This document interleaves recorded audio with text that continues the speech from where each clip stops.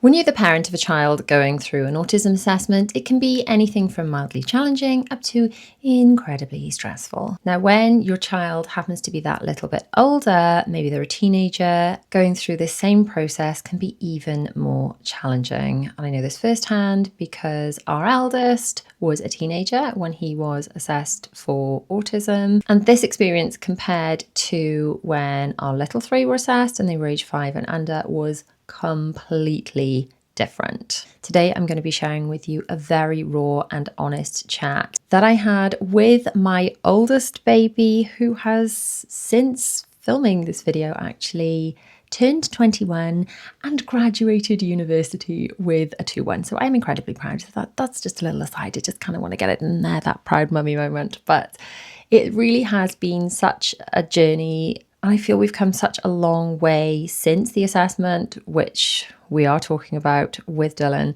inside of this video, compared to where he is now. I am so incredibly proud, and all of those moments of doubt and all of the am I doing the right thing, I'm going to let Dylan tell you in his own words. Before that, super quick, in case this is the first time that you're here, hi, my name's Rhiannon Morgan. Everyone calls me Rhi. Welcome. It is so nice to have you here hanging out with me.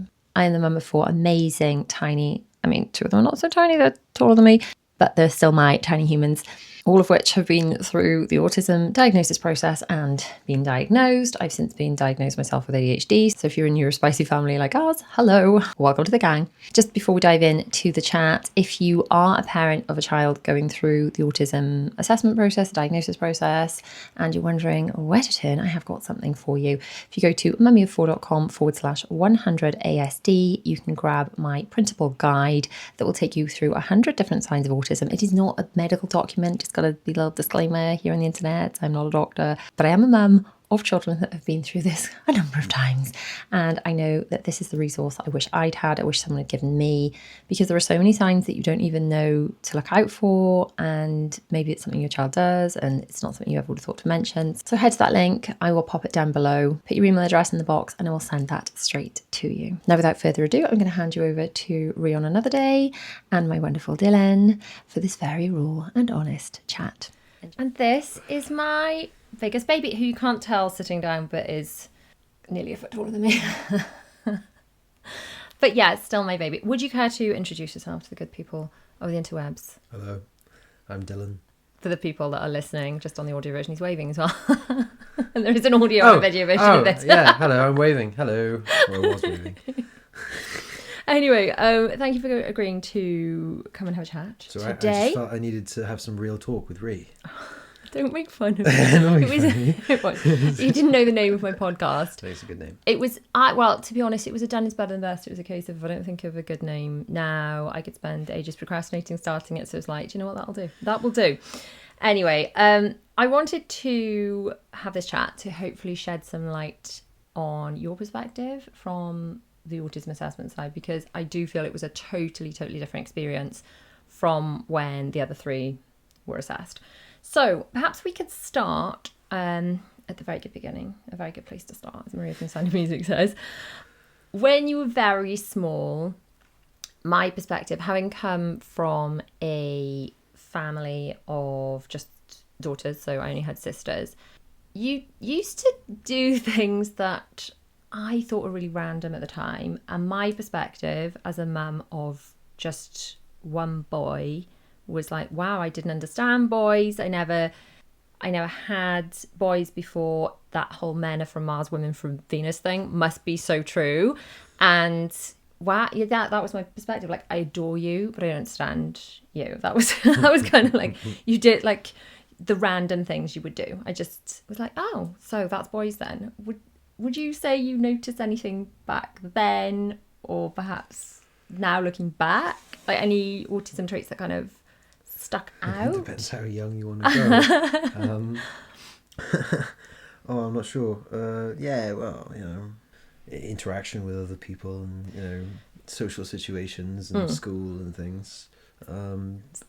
See, from my point of view, your communication was absolutely next level, and you just behaved like a little adult, and you were really excellent with other adults. And obviously, like, the little ones have each other and they're all very similar ages, but you were 7.5 when I was born, so all my friends would be like, wow, like Dylan's so good with other adults. But I think you struggled more with kids, interacting with kids your own age. That's kind of my takeaway from it. I still do. You still do, oh baby. You still do. But yeah, but obviously looking back and like knowing what I know now, the fact that you were more comfortable with adults than kids your own age is just one of the many kind of signs, perhaps, that at the time I didn't really understand. And I know there was a stage where like reading with you was something I was worried about, because you were like, the cat's out, on the I don't want to. And then one day you went from I hate reading, I never want to read anything, to reading Harry Potter, and there was just no in between. It was like a overnight transition. But during that time I can remember getting the school to assess you for dyslexia. It's like, you must be dyslexic, this must be why he hates reading. And I remember the assessor at the time saying that you had receptive language difficulties, to which I didn't know what that meant at all. No idea. You were probably 6. I totally poo-pooed that. I said that's utter nonsense, because your spoken language was excellent. You know, you spoke like a little adult. What he was trying to say to me was, we're seeing autism traits here. I didn't hear that. It wasn't explained to me well. So I do feel quite guilty that I didn't go with that, and I kind of didn't say, hey, what does that mean? Kindly explain that more to me. I don't really agree with you because I don't fully understand. And then perhaps that conversation would have gone on, and perhaps we would have had the autism assessment sooner. So I do feel really guilty about that. But equally, I guess you don't know what you don't know. So anyway, when do you remember first knowing what autism was? I think that would have been as you were discovering Will might have had it. So. Yeah. So Will was 3-ish, so you would have been about 10-ish? 10 a bit. And what did you understand that it was at the time? I don't think I did understand what it was at the time. I think it took a lot of understanding, you know, through watching and hearing and listening and kind of seeing firsthand. And I think my way of explaining it has been tweaked and hopefully improved a lot over the years. I now say to all of you, some people struggle with some things, some people struggle with other things. Autism just explains a specific set of struggles that you might have. And obviously everyone with autism is different, so everyone has slightly different struggles. Like you and Zara are a bit more bothered now by the sensory stuff than William and Bella, but it's like an umbrella of things you might struggle with. And some people might be just painfully shy, but there's no actual diagnosis for that.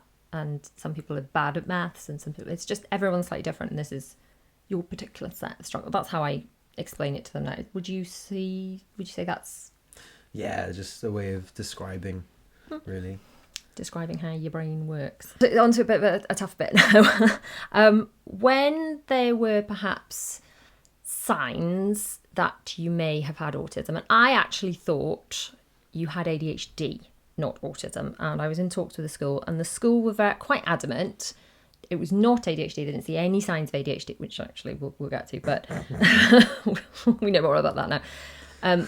The school saw no signs of ADHD at all, but they did see autism, which bizarrely really surprised me, because you were just so different when you were little to Will, I guess, and that was kind of my benchmark. But then equally the girls were different to Will, and I would never have got the girls assessed if I hadn't learned so much about Will, and perhaps I wouldn't have pushed, you know. So really we have Will to thank.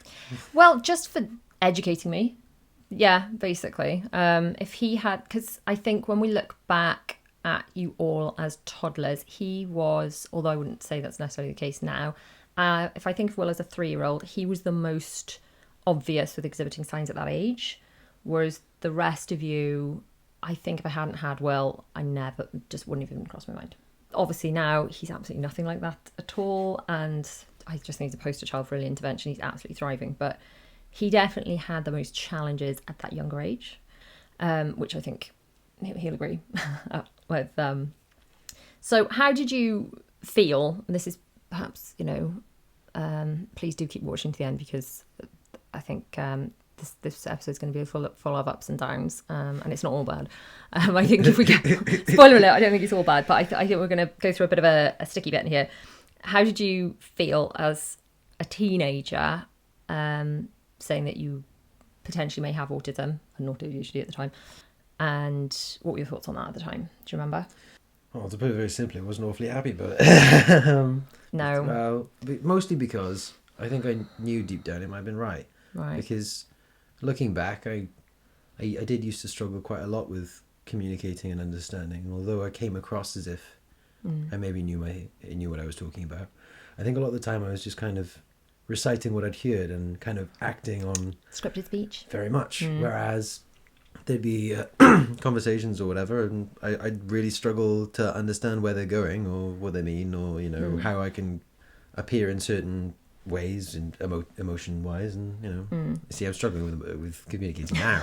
You're doing wonderfully. I did used to worry about you as a teenager. I did feel like you were incredibly easily led. Sort of, when you say to kids, well, if so-and-so stuck their finger in the fire, would you? Or if so-and-so jumped off a cliff, would you? I mean, I was worried you would. That was one of my big concerns. I think you were, and not necessarily that's sort of tied to autism, although, or was it just trying to fit in, the people pleasing? I don't know. Potentially, yeah. I think I've always tried to be as much of a people pleaser as possible. Oh no, I'm a people pleaser. I hope I didn't do that to you. No, well, these days not so much, because and we'll get onto that later, obviously. But I think especially the early days of discovering that I may and discovering that I did was a lot of, oh no, all these things that I'm worried about and these things that I struggle with are about to be confirmed true. I think you were quite enjoying being blinkered and like la la la la la la la. I was quite oblivious to a lot of things. Yeah, and I was put in a very difficult position in that it was something you were really not keen to do. You were not keen to do this assessment, but I felt that I was stuck in that kind of crossroads where lots of parenting decisions sort of fall in this kind of category, where it's like doing what's best for you versus being your friend in that moment and doing what you want. It's like, I want to keep you happy, but I also need to see the big picture and do what's best for you as your mother. And spoiler alert, I'm not upset that she did that. Yeah, not anymore. In fact, I'm actually very happy that she did that. Yeah, not anymore. At the time, you were so not happy with me, and I felt awful because I was like, am I doing the right thing? But then equally, I felt that if I'd let that go because you're like, I'm a teenager and I don't wanna. Yeah. Like, there's an element of sometimes, if your children are ill and like the little ones, they don't want to take medicine or they don't want to go to the doctors. And it's like, well, I know you don't want to go to the doctors, but as your mother, I need to take you to the doctors. And this kind of felt, not that there was anything that needed fixing, but I really believe that in order to allow you to understand yourself best, and in order for me to be able to help you and understand you best, then this was something that you needed to do. And I know that I had this opportunity because the school had sort of put you forward for it. And if I didn't kind of go with it then, it might be a very long time in the future or never. And I worried about that for you, just not being able to understand yourself. And also there's an element of just doubting your own head as a parent. So it's nice to be told, yes, it is, or no, it isn't. So you can stop second guessing yourself and going absolutely bonkers. Because would you, like, if you, I don't know if you can actually picture this now, if you'd never had an assessment, would you be like, am I not, I'll tell you one thing, is that I think getting the diagnosis, maybe this is answering one of the questions later. I think it is. Maybe I should have kept it for later. It's like, I think it's helped with my self-esteem, because a lot of the things that I struggled with, I put on myself because other people didn't necessarily have those struggles. And I'd go, oh, I'm not very good at this, and everybody else seems to be. Well, why am I so awful at the with the communication or the understanding, or why don't I understand the joke, or so on and so forth. And I think the thing that I probably unhelpfully beat myself up about is I honestly believe if you'd had that assessment, the diagnosis younger, you'd have that understanding. Oh, it's because of this younger, and you wouldn't have had so many of those struggles where you were kind of beating yourself up. And I feel that a lot of the friction as a teenager, perhaps, is that a nice way to put it? The friction. Yes. The friction was perhaps just due to a lack of understanding on both of our parts. Yeah. Because I think I had a lot of issues with miscommunication, and perhaps I'd come across in certain ways, and I'd be grumpier than I intend to come across, and But then I didn't understand where that was coming from. Yeah, I think perhaps I would have been just had a different frame of mind if I'd had that awareness, and perhaps we'd not got into that kind of cycle. So Just for some sort of timeline referencing, you were one of the COVID kids that were GCSE year when the world shut down, wasn't it? So you were due to do your actual GCSEs in 2020, which that was the year, wasn't it? The year that we shall not, we try not to speak about. So anyway, that was the year. And I think your whole year group, you were really dealt a rough hand. It should have been when you're sort of getting more freedom and, and the world was just closing in. It was a tough time for everyone, but your year I felt sorry for. And also those year sixes that had to go up to start secondary school blind with no, no transitions or anything. I think those 2 year groups had it the roughest. Everybody talks about the maturity difference and the difficulties of, they didn't have as much of that experience. Definitely. So obviously it's a really sort of important time for nurturing friendships and communication, and all that was just shut down. So your assessment, I don't know if this is how they still do it, but there was an assessment that I guess was parallel to the kind of questionnaire assessments that I'd done face to face in a clinic setting about the little ones. But I had done those answered those questions without the other children present.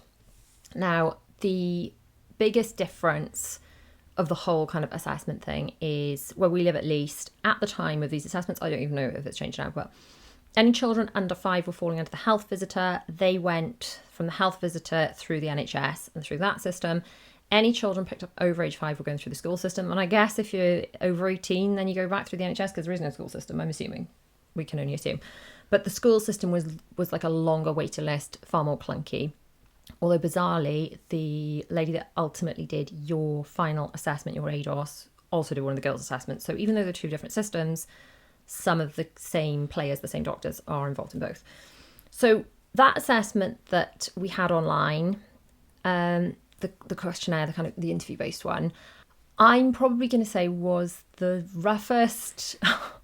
And I don't want anyone to be put off by this because possibly they changed it. Perhaps you can take something away from our kind of experience. Perhaps it's a conversation we should have had beforehand if I'd had more awareness. But of all of your assessments, we've been through assessments of the 4 of you, that was the roughest experience I felt for both you and for me of all 4 of you, of all of it. It felt a little bit brutal in that I'm fully aware that in order to get an accurate assessment of, a child, teen, young person, whatever, you've got to be fully honest and you've got to give in-depth examples about answering the questions fully, not sort of giving half answers to protect someone's feelings. Now, with the little ones, obviously they weren't listening to it, and I could do that quite comfortably. I could say, yeah, look, they struggle with da-da-da-da-da. But everything I was saying in answer to the questions, you were sitting there right next to me, and I was like, geez, is this like the right thing to... And I didn't kind of vibe with the assessor. She seemed a little bit like a traditional matron, sort of. She was quite sort of, I don't know, not very warm. She was not very warm, and she was cold and callous. Well, of all, yeah. I don't want anyone to be put off by this because I still think it was for the best in the long run. But I just felt like I was being asked to list a bunch of things that you struggle with, but I was worried that you were sitting and listening to me list a list of what you would deem as your flaws in inverted commas, and I thought that was rough. And I think at one stage you were like, can I go now? Do I need to be here?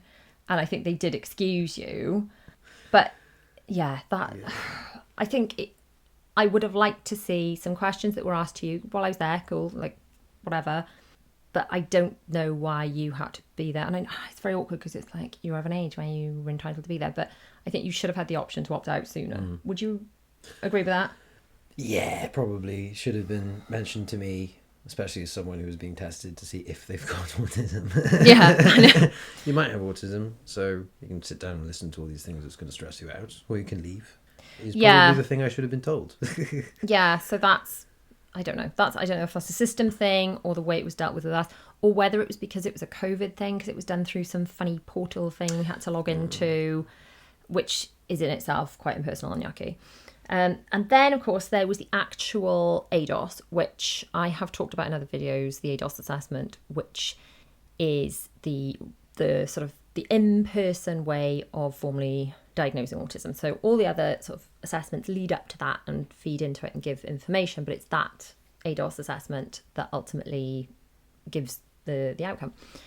Now, your ADOS, again, was during COVID, which was very different to the others. So the others, I went into the building with them. They went into another room and they very much sort of played with toys. They did a module 3, which I believe is the one you did, actually. But it was very much sort of playing with toys. And then there was a car under a blanket and they'd lift it up and they'd see if the child reacted. And then they'd show them a picture. And then they asked them to play with the doll and act out a sink and all sorts of random things. And I got to watch this through a one-way glass. Now, I wasn't allowed in the building at all for yours. So Daddy ended up taking you because I think one of the others had some sort of assessment on the same day. It was like really bad timing, but we didn't want to reshuffle it because the waiting list is so long. Can you tell us what you remember from that? Did you have to wear masks? I did have to wear a mask, I think. But it was around that time, wasn't it? It was still during weird times. That's why Daddy wasn't even allowed in the building, was he? Like, he had to sit in the car. It was attached to a medical centre.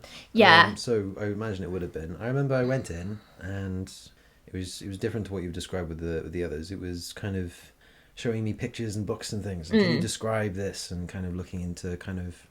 I actually felt a bit cheated, to be honest, because there were times... Yeah, because have I told you about this? I'm not sure. They sat down. The first thing she said, I'm sat with this woman, she goes, "This is a very informal... Okay, you don't have to worry about what you say. You don't have to worry. Just tell me the truth." And I'm thinking, okay, this is a doctor. And with a doctor, you tell them everything because they need to know everything. So I was reading through, and for those who don't know, you get a nice big letter at the end that goes through the whole process of why and how and what the official diagnosis is. And reading this at the end, it kind of breaks it down, doesn't it? And one of the things they said was, didn't understand the formalities of the occasion, and started talking about, I was talking about my sex life and things, about my relationships, and because that's an important part of my life is and this is a doctor, you talk about these things. And I was reading that thinking, oh, come on.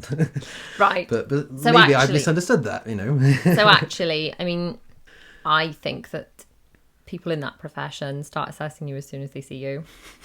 Yeah. and I know that they, and from experience, I know that they've done this with the others, with the little ones. It's as soon as they have a little chat in the waiting room, if they're using open and closed questions, to see the kind of responses they get. And although that might not necessarily be noted down or scored in the ADOS, it's definitely kept in mind for the report. So you went into a room. Was it one person? Just one person. Okay. One people. I think there were 2 in all of the others, but then maybe the one person was just it was during that, limit the contact. It may also have been that I'm that much older, and that's the thing. But yeah, it was lots of just kind of, can you look at this book of this picture of a beach or something and just tell me what you see? And I was going on, it's done in this art style, and you can see all these people on the beach doing these things, and reading back, they're analysing all of the different details I'm looking at. Are you looking big picture or focused on one very small? Like when Will was little, he would look. He this is a good example. He had to draw a picture every time. They had a reading book every week, and he had to draw a picture of. And there's this big scene in this book, and he had to draw. And he drew a light switch, which was like honing in on one tiny detail rather than big picture. That, and he hated drawing. He couldn't be bothered, so the light switch was great. Square, rectangle, yeah, exactly. Fantastic. So I guess that's what that was looking for. Did you find that experience in itself? Was it okay? Was it stressful? Was it? It wasn't awfully stressful, no. And throughout most of it, even sitting down and talking to the woman, however cold and callous she was, it wasn't. Oh that no, bad. Not that one. The one online, no, the one online. I think I was. I don't know. I just found she was. I didn't feel that when I was bringing up my concerns for you having to listen to this, because I'd be saying things going, it's like, I don't feel comfortable like saying this, and she sort of, I felt she was brushing over that, and I didn't feel she had empathy for. Maybe she has also. I mean, I don't know. we don't know. But I think that's why I felt that she wasn't perhaps as understanding. I know the woman that assessed you when you physically went in person assessed one of the girls and was wonderful, and I felt that she's very knowledgeable. No, she was quite nice. Yeah. How did you feel when you had? And I think I know the answer to this, but, for the people at home. How did you feel when you had the results? Long pause. Long pause. Long pause. Long pause. You're going to have to edit this bit out. Long pause. I don't know, to be honest. This is actually something I'm struggling to recall now. I think vaguely a mixture of relieved and a bit like, oh. I seem to remember you being quite cross with me and why I had done this to you. Well, I think I didn't really want it to be true because I already knew that I struggled with all these things. And I think the big one was that I struggled in school and I struggled making friends. And I felt a bit lonely and I didn't really want to be lonely. And, being told I had this was, why I was lonely or whatever. And I just wanted to ignore being lonely altogether and just not be lonely. Well, the word lonely has lost all meaning. It has too many times. Yeah, I seem to remember you being quite cross with me. And I explained to you at the time that this doesn't mean, it doesn't have to mean anything. It doesn't have to change anything. And that you didn't have, we had this diagnosis. You did not have to tattoo it on your forehead. You did not have to disclose it to anyone you did not wish to disclose it to. If you don't want to discuss it with anyone, that's your prerogative. But it's there for you to understand and to refer to as and when you needed to. Because I think the reason I wanted you to get assessed when we had the opportunity to put you forward was I knew then once we had the answer, you're then sort of further along. If you decided not to get assessed and then you felt like, oh, actually, maybe I want to, you're years and years behind. Whereas even if you had this assessment, this diagnosis, and you didn't want to do anything with it, you weren't ready, you didn't want to tell the school, which initially you didn't want to because you were genuinely lost by this point. You didn't want to tell the school, you didn't want to tell anyone. I thought, well, that's fine because if and when you're ready to do that, you've got it and you could get any extra additional help or whatever almost instantaneously. Now, it wasn't such a relevant thing for you because it's one of the things, so a lot of people say that what extra help is available from the school. I would say largely from the little ones, it's understanding. And I know one of my big concerns with Will, he was so incredibly bright, but didn't want to comply with any kind of social norms at all when he was small. Didn't want to sit down, join in, keep his shoes on indoors, anything. And I was worried that he'd just be branded as naughty.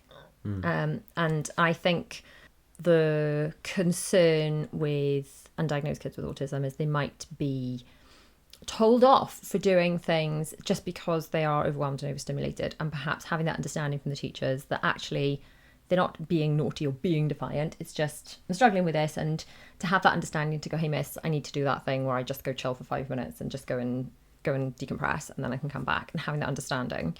So I know initially you didn't want to disclose that, but I knew that was sort of there and ready for you when you wanted it. But the big one from a formality point of view is potentially you could do exams in a separate setting or have extra time if necessary. Now, obviously you weren't doing formal exams because COVID. So there wasn't an exam setting where you're all in the hall. So it wasn't super relevant for you at the time. Do you recall discussing it with any teachers or anything? Or I don't think I brought it up at all until university. Yeah. With university, and they've offered me extended time on assessments. And I'm supposed to have, I haven't actually accepted it, but I've been offered to have a mentor of some kind that would sit down and help me with whatever I needed, whether it be planning or revision or whatever. So it's good to have that option if you require it. So you haven't necessarily tapped into things that are available to you, but however, what difference would you say having the diagnosis has made to you in your life generally? A massive one. Really? Okay. So my relationships with friends, family, partners, whatever, has become far easier. Okay. I think communication, understanding. I think, for example, I can kind of understand that the way that I would word things may come across in ways that I don't expect. I think there's many times where I've said things and I've gone, oh gosh, 1 second, have they taken that in a different way, or I don't know. One of the things I tell people when I'm explaining how my autism affects me is that with almost any interaction I have, I feel a bit blind as to how it went, and I don't actually know how the other person feels about it, and whether or not it was a fake smile or a real smile, or whether or not we're actually getting along, or they think I'm awful. I have no idea.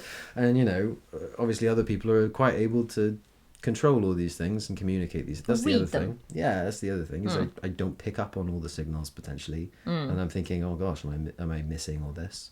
So that helps me a lot with that, but also my self-esteem.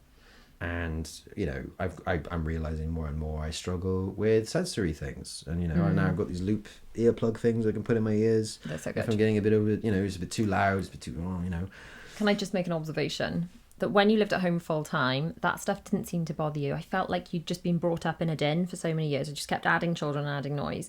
You didn't seem to notice the sensory stuff until you went away to university and you had time in quiet. Yeah.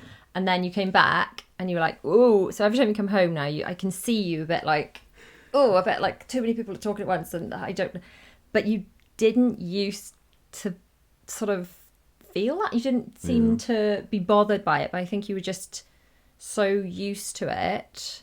It was just so the norm. It had been for such a long time, and the noise level had grown, hadn't it? So, like obviously, like just a baby wasn't like in your face, and they became very more on your face. incremental. Yes. And then suddenly it was none, and then suddenly it's all again. Whenever I come back, and now it's like, okay, I need to.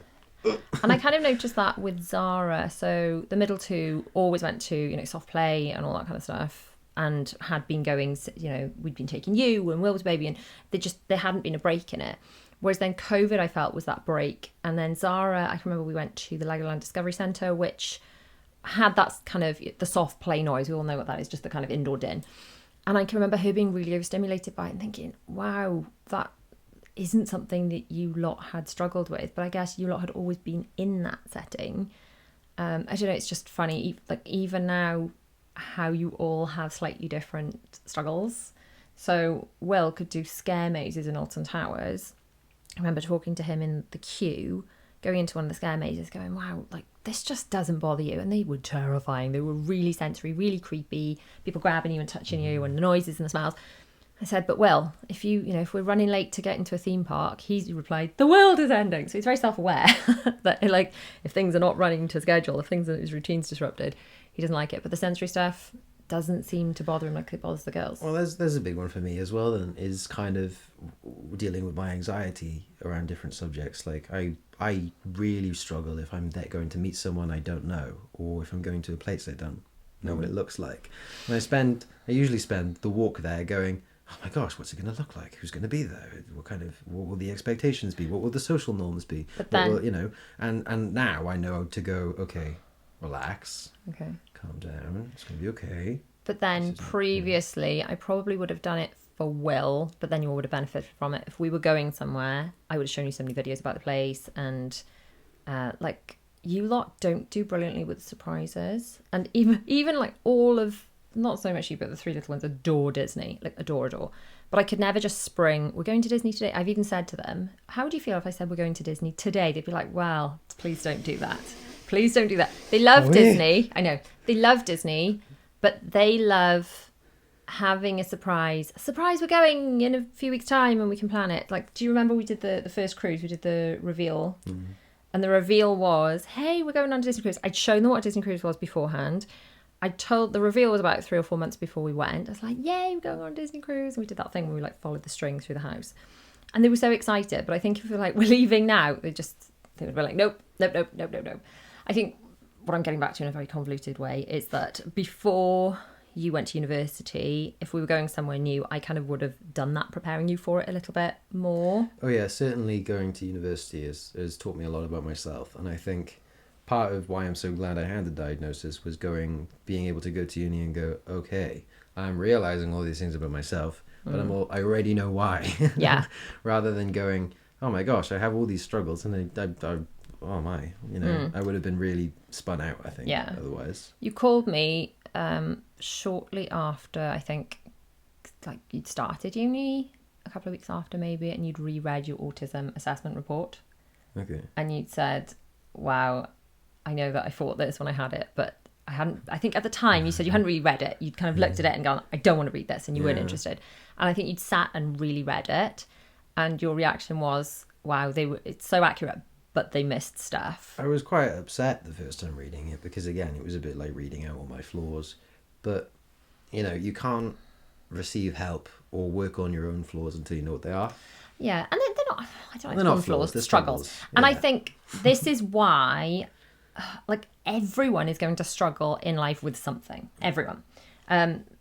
With jobs, with relationships, but generally, when you have children, you don't know what those things are going to be.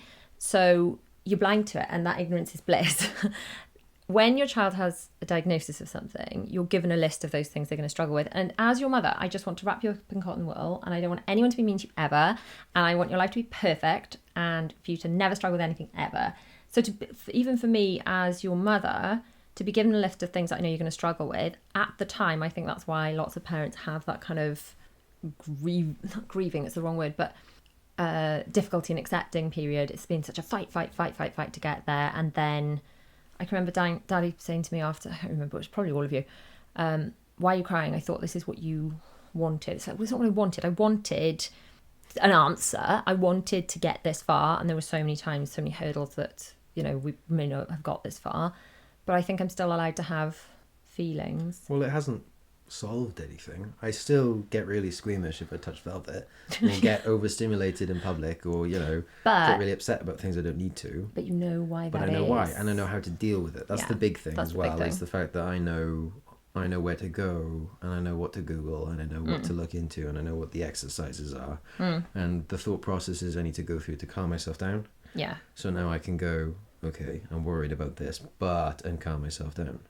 Definitely. But instead it would just be, I'm really worried about this, and now I'm going to worry more. Absolutely. So 2 things I would like to kind of touch on. First of all, the ADHD thing. Having been diagnosed with ADHD myself earlier this year, or last year, I guess, by the time you're watching / listening to this, I no longer agree that you don't have ADHD.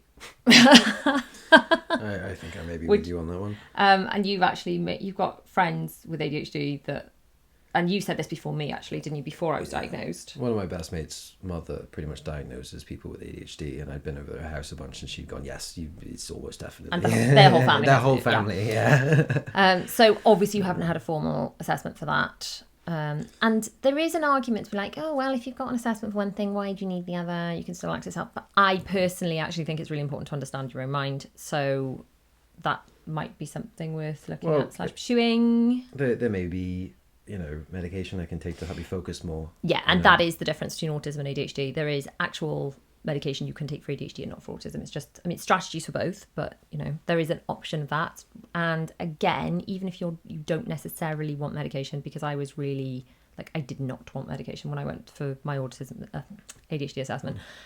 Incidentally, they did, through the process, I did ask, is there any possibility I've got autism? Interestingly, they said no. They're like, no, we're looking at ADHD with you.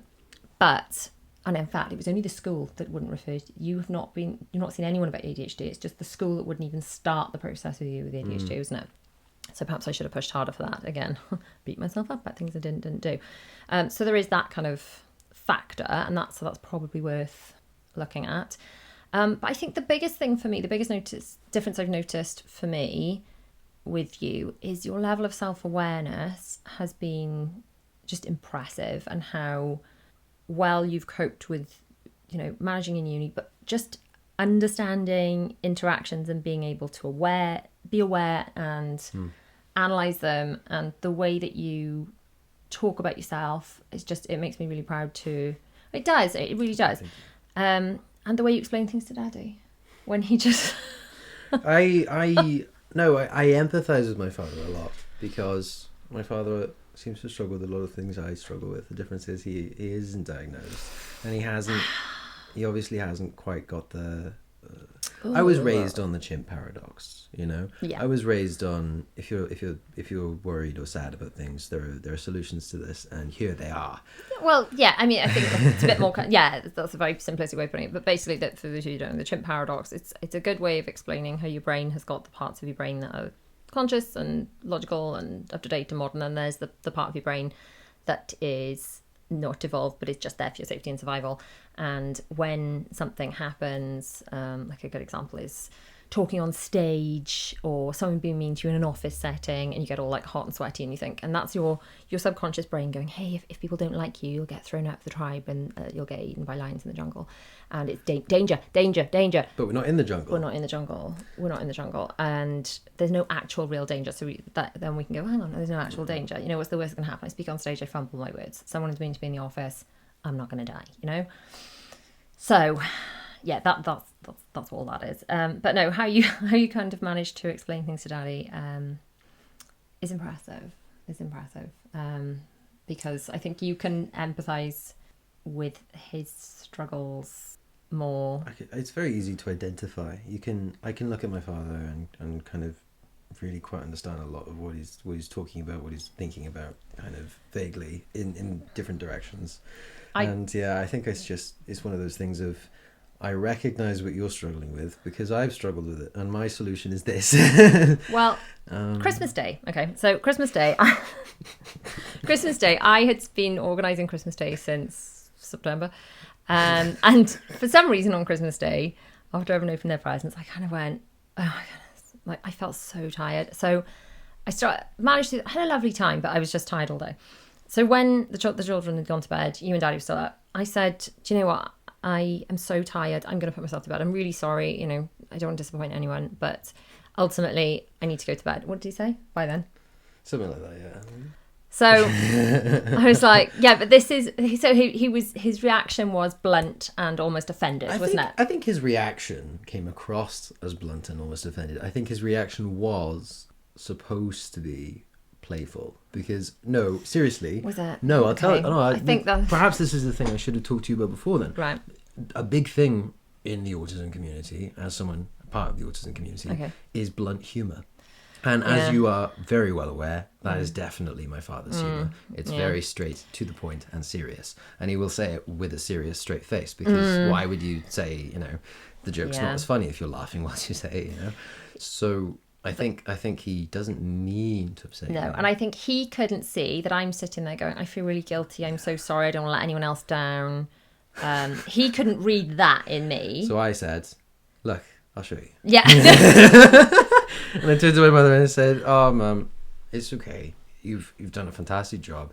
Everybody's been really happy. We're all really, really grateful. Thank you so much. We've had a wonderful day. You know, we love you so much. Which was above and beyond, but did mean a lot. And you gave me truth. a massive hug. You know. And then you were like, now your turn. And he stood there. And he's like, now tell her you love her. Now say she's done a good job. And I'm like, and he's no, seriously though, because you know you have relationships and you have partners, whatever, and you eventually you've got to realize that you're not the only one with needs. Yeah. You know, and other people's, you know, it's just recognizing what those needs are in other people and trying to meet them as best you can. Yeah, I don't think I'm allowed needs. Oh, but you are. Doesn't feel like. Oh, but you are. Yeah. I have been saying I might start charging my father for these. You make a fortune. Yeah, so that's okay. Back to the kind of the whole thing. So overall, would you say that you're glad you had the assessment when you did? Is there anything you would change about it?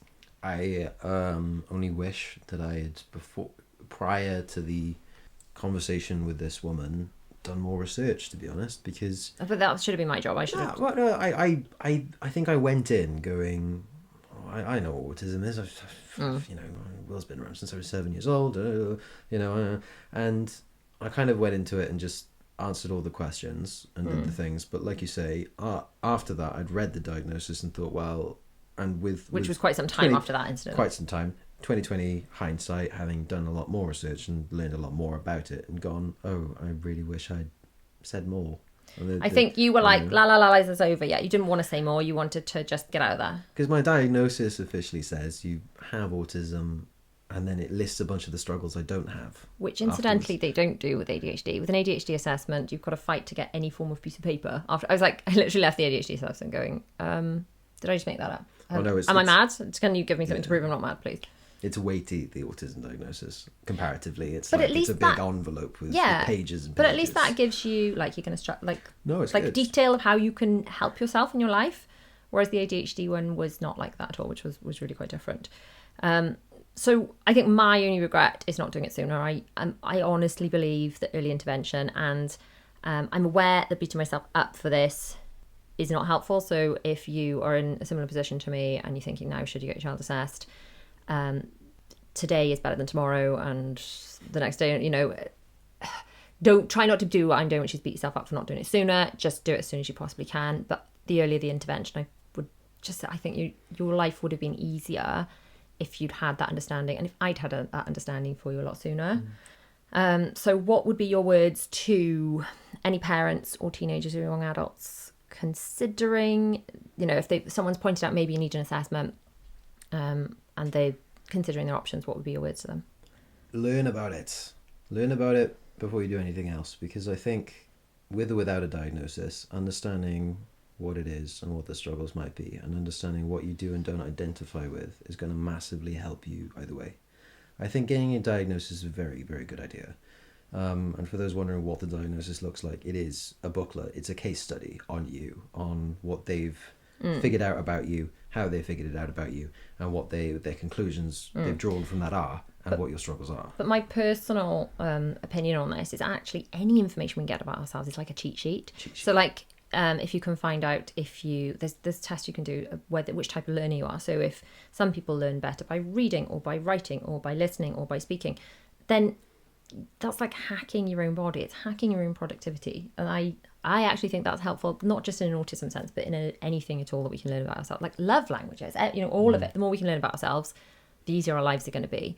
The only thing I would kind of add to that is for anyone on the fence, and I speak to so many people, they're like, oh, we're fine now, we're not. They're like, have you put them down? I've got these concerns. Have you put them down on the waiting list for an assessment? Oh, no, we're going to see how it goes. And I'm like, because the waiting lists are so long. It's like, please don't wait. If you've got any concerns at all, if you think you might want to, and you're given the opportunity to put your child's name on the waiting list, do it. Because otherwise, you could be a year or two down the line, and things could be so much worse. You'd be thinking, why didn't I put my child's name down? Equally, it could be a couple of years later, and you could be like, well, that turned out to be something and nothing. Give the place to someone else. And that's a decision you can make later. So I don't feel you've got to make a decision on whether they're going to be assessed or not until you actually get offered the assessment. I would just say, please don't dither in the whether you're going to be able to get your child assessed or not, because I know a lot of other people have had one very supportive teacher going, I think I see, and you've had that particular school year, there's been an option to put the child forward, and then perhaps they've gone into a different class and there's been another teacher that's perhaps a little less aware of autism, and perhaps your child's struggling more but they don't see it at all.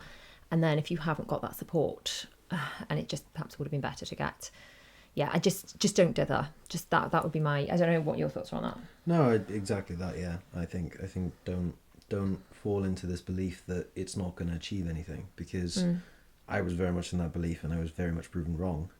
And like I say now, I wish I'd almost put more effort into the periods in which I was doing that, because I could have gotten more out of it perhaps. Yeah, but the assessments. What I did get out of it was fantastic. Okay. And I think it's really helped me in my development.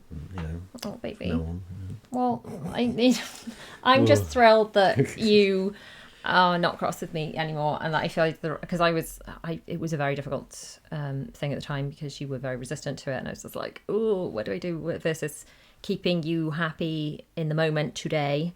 But then ultimately there's the you would have had chocolate cake for breakfast every day if I'd want you to do that as well. It's my mother worries a lot about the job she does, and I have to remind her that she's done a fantastic job with me. Oh, thank you, baby, because I do worry. I'm very grateful for everything she's done for me. Oh, sweetheart.